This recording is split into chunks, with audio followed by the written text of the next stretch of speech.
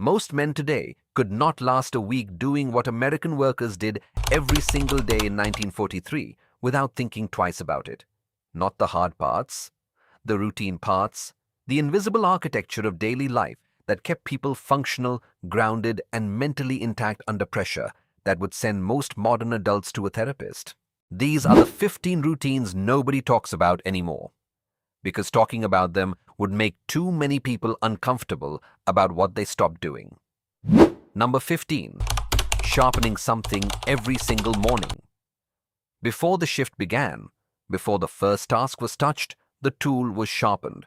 The blade, the saw, the pencil, the needle. Whatever the work required, it was made ready.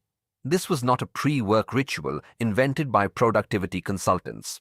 It was the practical logic of people who understood that a dull tool costs more time in the middle of a task than sharpening costs before it.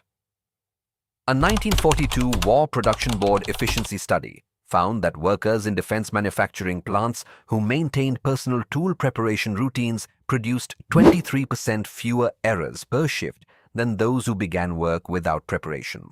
The act of sharpening was also a transition, the mind moving from home to work, from rest to focus, from the person you were at breakfast to the person the job required. Research from the University of Toronto on implementation intentions has confirmed that brief physical preparation rituals before cognitively demanding work reduce task onset anxiety and improve initial performance measurably. Your grandmother sharpened her needle before she sat at the sewing machine. She was not being careful. She was switching modes. Number 14.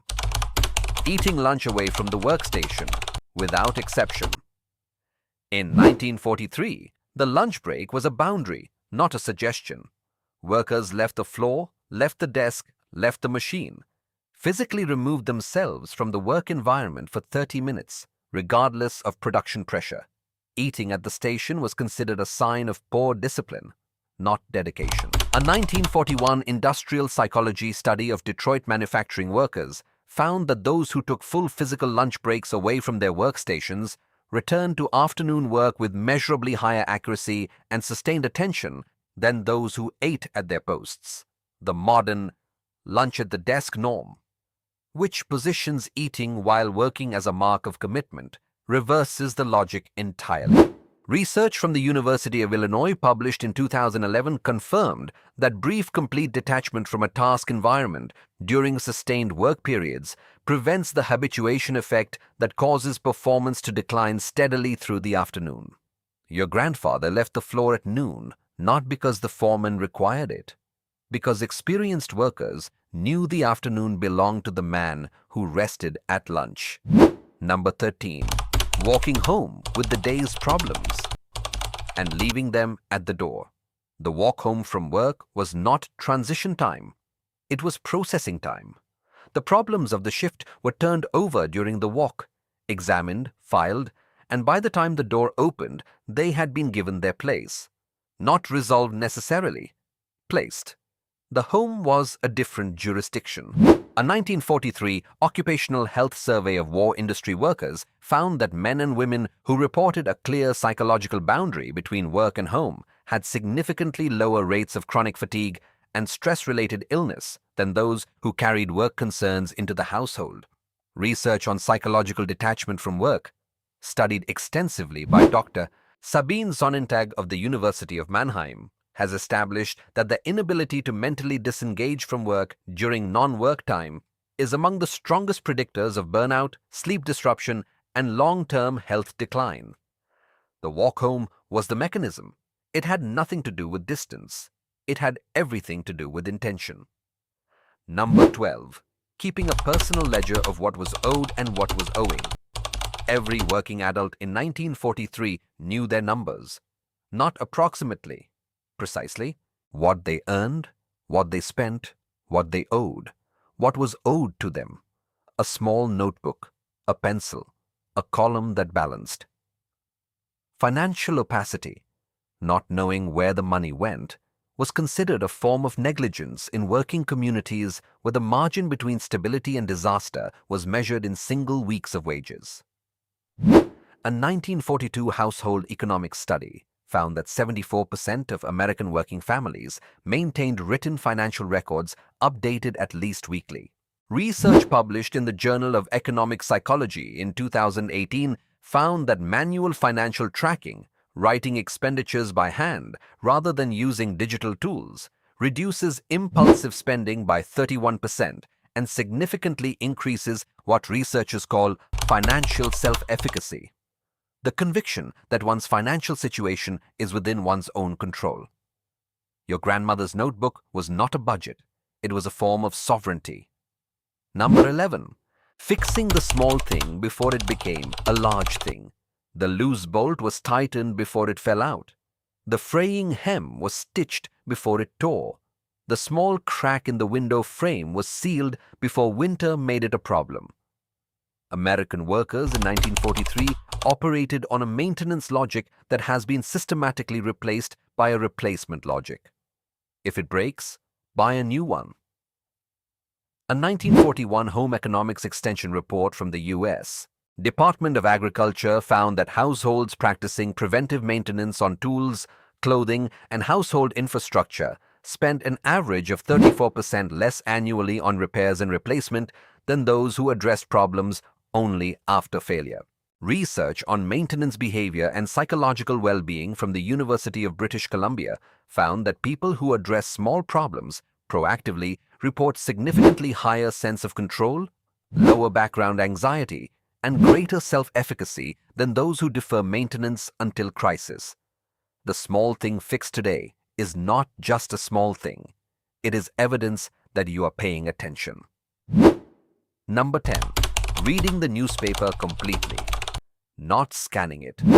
In 1943, the daily newspaper was read, not scrolled, not skimmed for headlines, not consumed in fragments between other tasks.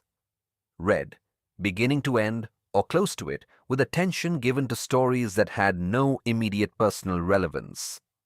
A 1942 media consumption study found that 81% of American adults read a daily newspaper, with an average reading time of 34 minutes. The act of reading a complete narrative, following a story from beginning to end, absorbing context, holding multiple threads of information simultaneously, exercised cognitive capacities that fragmented headline consumption does not.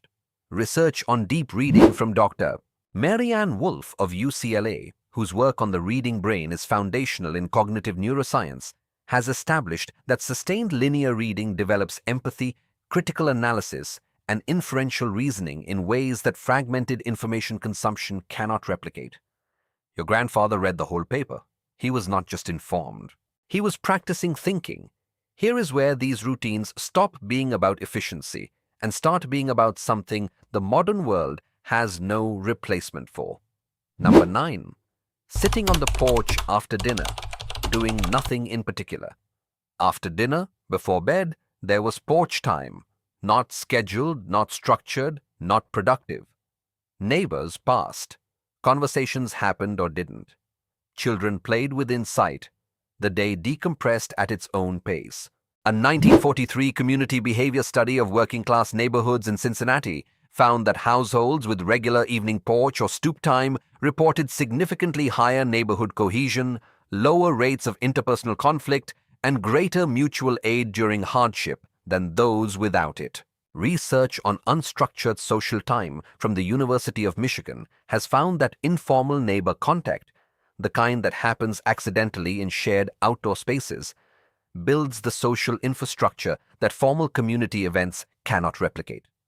The porch was not leisure, it was the maintenance of the human network that everything else depended on.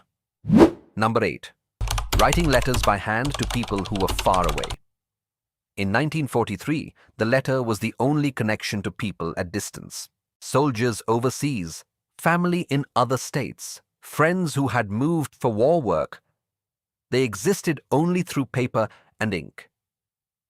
Writing a letter required constructing a complete thought, organizing it, committing it to a page without the ability to delete or revise infinitely. The recipient read it days later and understood something about the writer that a phone call never quite delivers. A 1943 postal survey found that the average American adult sent 4.2 personal letters per month during the war years. Research on expressive writing from Dr. James Pennebaker of the University of Texas at Austin has established that writing about experience and emotion in complete, organized form produces measurable improvements in immune function, psychological processing of difficult events, and long-term emotional regulation. Your grandmother wrote letters not because she had no other option. The writing was the point. Number 7. Making something with the hands that had no practical purpose. A carved figure, an embroidered handkerchief that would never be used, a small drawing. Something made not because it was needed, but because making things was what human hands were for, and hands that made nothing slowly forgot how. A 1941 leisure activity survey found that 64% of American working adults engaged in a non-utilitarian handcraft hobby at least twice weekly. Research from Otago University in New Zealand, published in 2016, found that daily creative activity, including simple handcraft with no functional outcome, produces next-day improvements in energy, enthusiasm, and sense of flourishing that persist independently of the quality of the creative output. The carved figure did not need to be good. It needed to be made.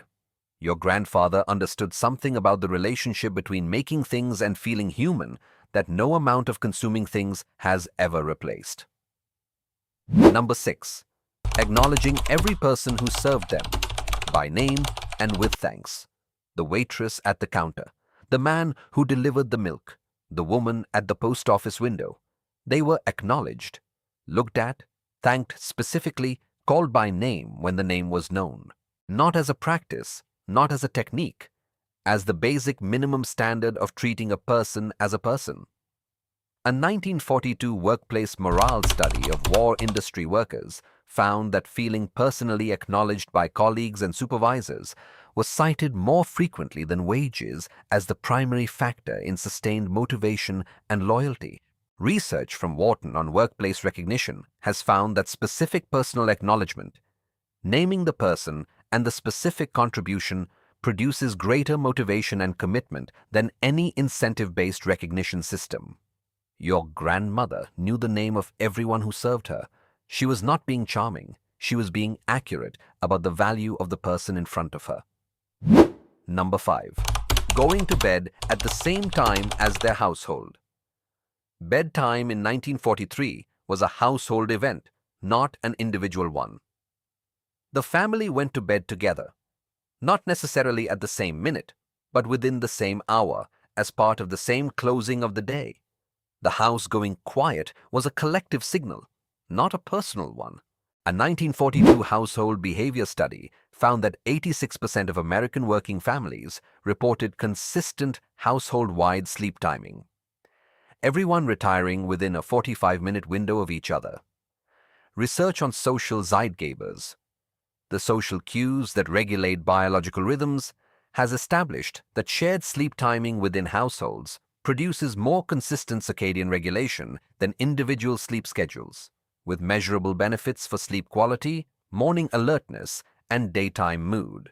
Your grandparents went to bed together not because they planned to, because the house going quiet was what the end of the day felt like, and that feeling was made together. Number 4. Memorizing the week's important information without writing it down. The appointment was held in memory. The neighbor's telephone number was held in memory. The list of what was needed at the store was held in memory. Not everything, but more than modern adults hold, because holding it was the only option, and the capacity was used rather than outsourced. A 1941 cognitive function study of American adults found that the average working adult actively maintained 40 to 60 distinct pieces of appointment, social, and task information in working memory at any given time. Research on memory and cognitive reserve from Dr. Yakov Stern of Columbia University has established that active use of memory, deliberately holding and retrieving information rather than externalizing it, builds cognitive reserve that delays age-related cognitive decline by an average of several years. Your grandfather remembered where he had to be on Thursday. His brain was stronger for the effort. Number 3. Saying grace, or the secular equivalent, before every meal. Before eating, there was a pause. For most families in 1943, it was prayer. For some, it was simply a moment of stillness before the food was touched. The meal did not begin until the pause had happened. The pause was not about religion. It was about transition, the signal that the rushing had stopped and something nourishing was about to happen deserved a moment of acknowledgement before it began. A 1942 family behavior study found that 91% of American households observed some form of pre-meal pause or blessing before the evening meal. Research on mindful eating from the Center for Mindful Eating has established that a brief pre-meal pause, regardless of its content, measurably reduces eating speed, improves satiety signaling, and lowers post-meal cortisol. Your grandmother bowed her head before dinner. She was not being pious. She was giving her nervous system permission to receive what was coming. Number 2. Ending the workday with a complete accounting of what was finished. Before leaving the job, your grandfather or your grandmother on the factory floor took stock. What was done, what was not done, what needed to carry forward. The day was closed before leaving it. Not a long process, 5 minutes, sometimes less, but a deliberate one. The open loop of unreviewed incomplete work was not carried out the door. A 1943 production efficiency study of American war industry workers found that shift-end reviews reduced next shift startup time by an average of 11 minutes and significantly lowered error rates in the first hour of subsequent shifts. Research on daily work review from Dr. Teresa Amabile of Harvard Business School, whose progress principle, research is among the most cited in organizational psychology, found that the deliberate daily acknowledgement of progress, however small, is the single strongest driver of inner work life, the motivation, emotion, and perception that determines performance quality. Your grandfather closed the day before he left it. The next day, opened cleaner for it. Number 1. Going outside to look at the sky before going to bed. The last thing. Before the door closed and the lamp went out, a look at the sky. Weather for tomorrow. Stars if they were there. Darkness if they weren't. 30 seconds of standing in whatever the night was before returning to the warmth inside. It was practical. A farmer needed to know what morning would bring, but it was also something else. A moment at the threshold between the day that was ending and the night that was beginning. An acknowledgement that something larger than the day's problems existed and would continue existing regardless of whether the problems were solved. Research from the University of California, Berkeley on awe. The emotional response to vastness and complexity beyond the self has found that brief daily experiences of awe measurably reduce self-focused anxiety, increase feelings of connectedness, and improve the quality of subsequent sleep. Your grandfather looked at the sky before bed, not because he was philosophical, because the sky was there and he was still the kind of man who noticed. 15 routines, no app, no subscription, no optimization framework. Just the invisible architecture of a day lived with intention from beginning to end. The question is not whether these routines worked. Science has confirmed every one of them.